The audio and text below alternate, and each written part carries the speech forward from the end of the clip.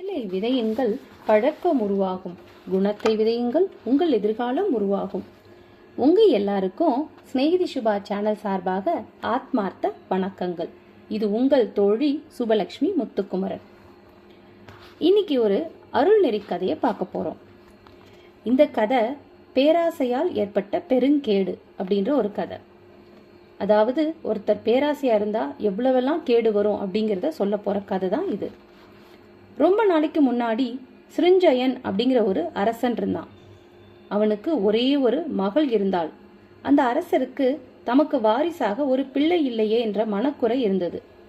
அதனால தன்னோட குறைய போக்கிக் கொள்ள மறையோதும் சிறந்த அந்தணர்களை அழைத்து உபசரித்து ஆலோசனை கேட்டார்.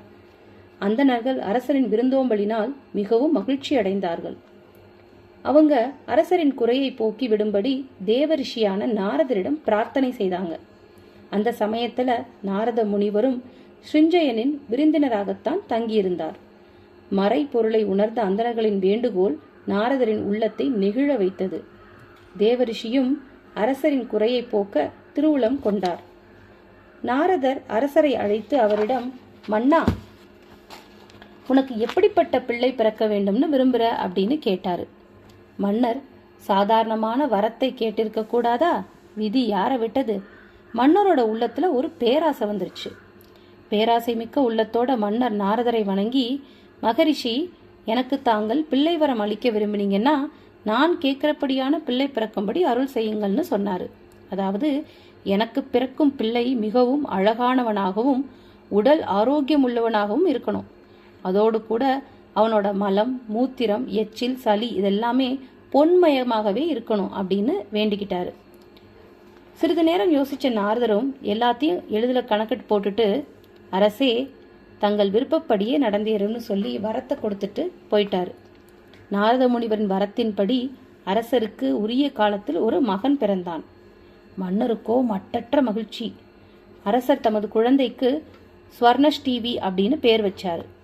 அரசரோட மகன் அழுதால் பொன்மணியா கொட்டும். மற்ற எந்த அசுத்தங்கள் உடலை விட்டு வெளியேறினாலும் அது பொன்னாகவே இருந்தது. இதனால் அரசருக்கு வருமானம் நிறைய வந்துச்சு. அரசகுமாரர் எச்சில் துப்புவதும் கோழை உமிழ்வதும் மலம் கழிப்பதும் அரசரின் கஜானாவை பொற்காசுகளால் வழிய வழிய நிரப்பின. அரசருக்கோ கரை காணாத இன்பம். அரசர் தம்முடைய நிலவரையை பொன்னால் நிரப்பினார். பிறகு அரண்மனையில் உள்ள பாத்திர, பண்டங்கள், சுவர், கதவு எல்லா பொருட்களையும் தங்கமயமாக்கி விட்டார். அரசரின் அரண்மனையில் எல்லாமே பொன்மயம்தான்.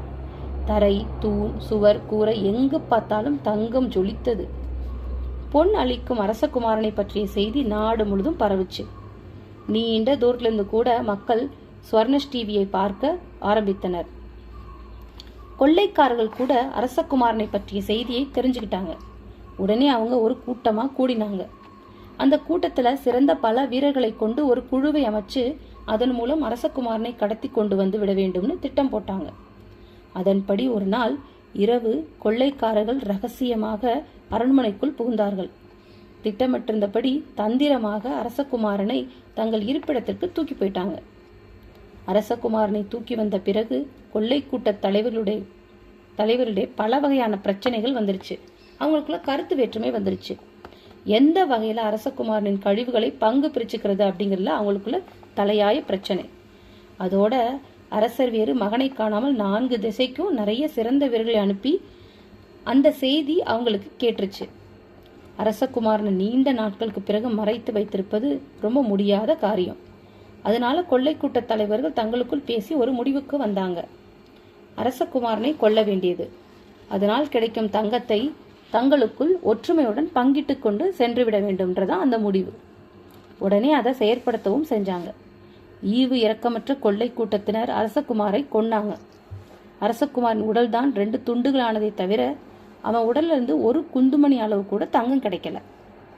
பேராசையின் வசப்பட்டு சிருஞ்சயன் கேட்ட வரத்தினால் அரசகுமாரனை காப்பாற்ற முடியாது போயிற்று.